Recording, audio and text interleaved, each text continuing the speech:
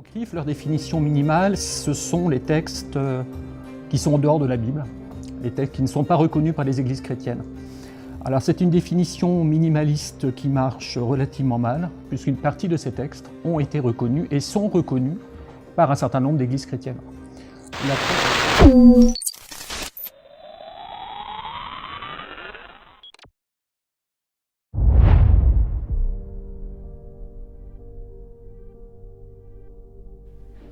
Avant de dire c'est quoi l'apocryphe, il faut d'abord savoir c'est quoi la Bible.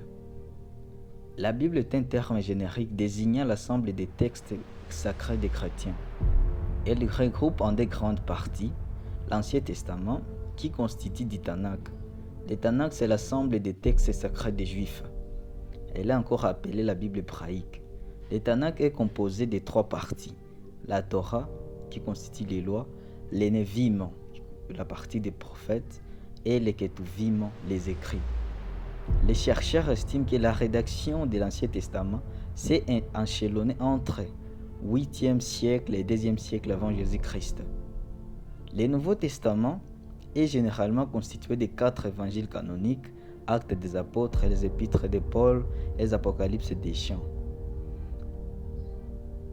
La question se pose, pourquoi il y a seulement 4 évangiles et quelques livres?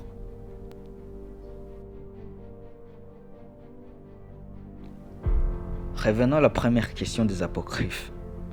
L'apocryphe vient du grec apokryphos qui veut dire caché. Sont l'ensemble de livres non canoniques, donc qui n'ont pas été établis dans le domaine biblique. Ils ont été jugés inauthentiques par les autorités religieuses.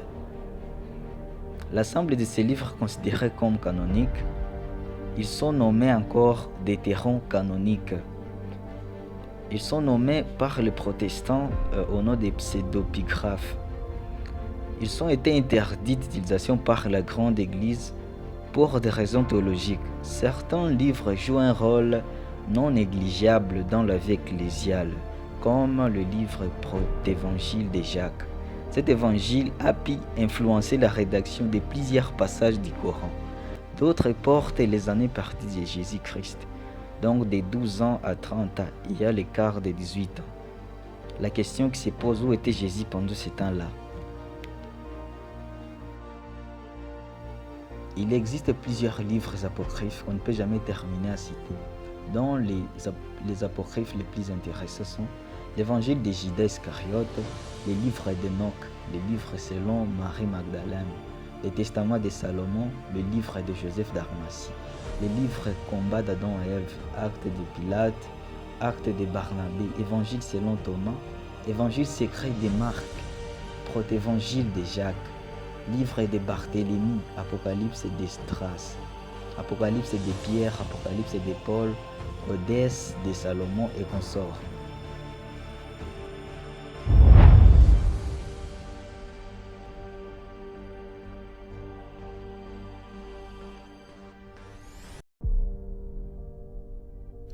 L'évangile de Judas Iscariote a été composé dans la seconde moitié du IIe siècle et est attesté par un manuscrit en papyrus de 26 pages, écrit en sahidique, c'est du copte dialectal, qui est une ancienne langue parlée en Égypte ancienne datant du 3 au 4e siècle, entre 220 et 340 après Jésus-Christ. Il fait partie d'un codex d'une soixantaine de feuilles, entre 70 et 65 suivant les sources appelées Codex Chacos. L'évangile de Judas a été publié en 2006 par National Geographic Society et à l'origine exposé à Washington. Il était prévu que l'original devrait être offert au gouvernement égyptien et déposé au musée copte du Caire. Parmi les contenus réalisés par le rédacteur appelé Paul Verhoeven, résume les textes en mettant l'accent sur la relation qui s'y trouve entre Jésus et Judas. L'évangile de Judas parle du principe suivant. Les seuls disciples qui aient réellement compris Jésus étaient Judas Iscariote, le traître bien connu, oui. Selon cet évangile, Jésus dit à Judas qu'il a été choisi pour offrir le sacrifice, l'enveloppe humaine qui entoure Jésus. En d'autres termes, en trahissant Jésus, Judas devient ainsi un pieux d'accomplissement de la prophétie des dieux. Cette thèse fut rééditée par la National Geographic en soulignant que le figure de Judas n'avait rien de positif dans l'évangile de Judas. L'un des textes fut mal interprété, car il y a des textes qui soulignent que Judas était qualifié de 13e démon. D'autres textes soulignent qu'il est celui qui gouvernera sur ceux qui le maudissent. Dans l'évangile de Judas, il y a plusieurs textes qui contiennent des conversations concrètes entre Judas et Jésus qui peuvent même bouleverser les regards de Jésus-Christ. C'est pour cela qu'il est rejeté de la communauté chrétienne religieuse.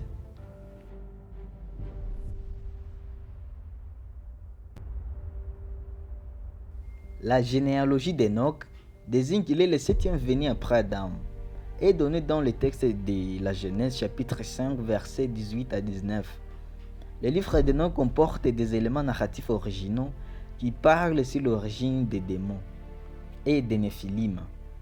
Il parle sur les anges déchus, sur la justification morale d'Élige, sur sa prophétie, sur le règne des 1000 ans de Messie.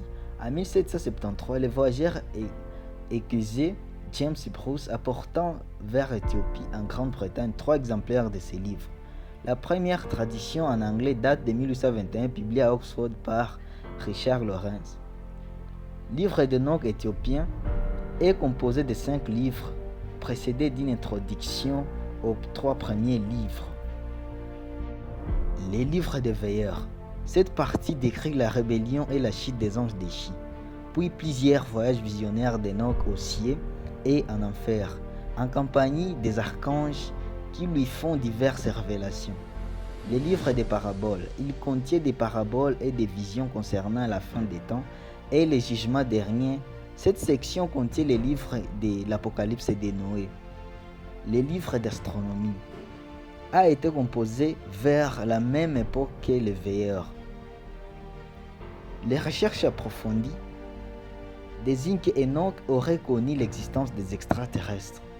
Les livres des songes, puis l'épître d'Enoch. L'épître d'Enoch contient des ensembles d'exhortations et d'annonciations. Cette partie se trouve aussi sous le nom des livres d'exhortation et de la malédiction.